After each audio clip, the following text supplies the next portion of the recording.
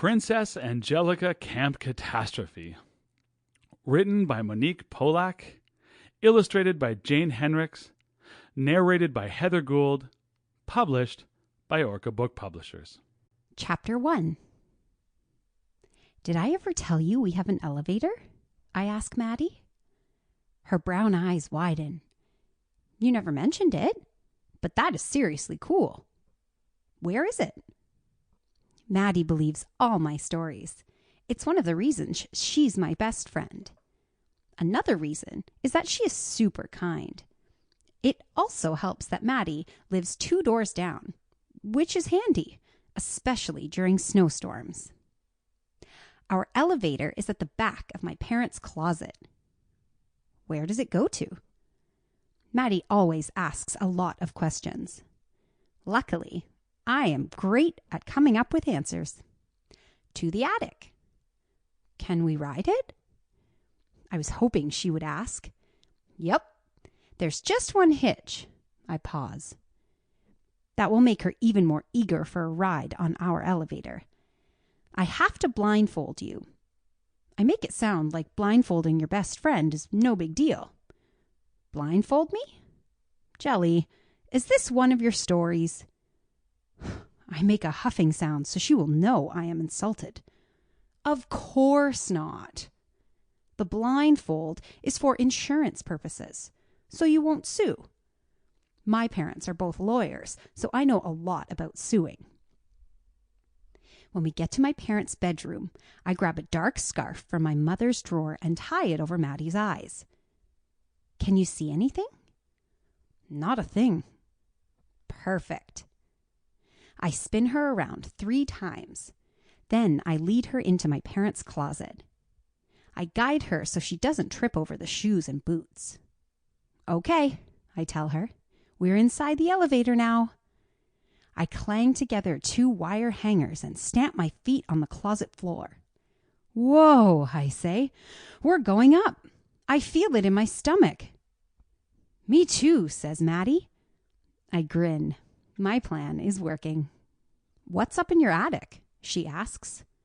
Skeletons. It's the first thing that pops into my head. Cool. We're nearly there, I tell her. I clang together the wire hangers again. The elevator doors are about to open. I can't believe I have a friend who has her own elevator, Maddie says to herself. We're there. I grab her elbow and lead her out of the closet. Are you ready to see skeletons?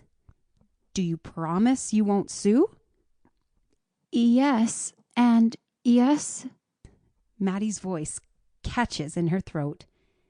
That is probably because she has never seen a skeleton before. I spin Maddie around 3 more times and untie the scarf. Ta-dam! Maddie is trembling. Because the lights are out in my parents' bedroom, it takes her a minute to realize what's going on. There are no skeletons. We are not in the attic. There is no elevator. Maddie hops up and down. Jelly, she cries out, you made that story up.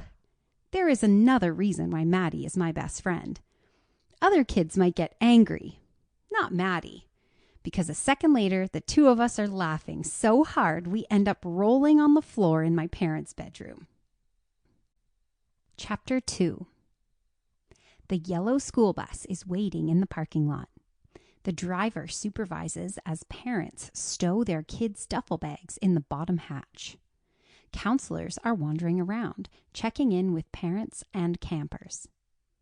I take a deep breath. I've slept over at Maddie's house plenty of times, but this is my first time going to sleepaway camp, and Maddie is not coming.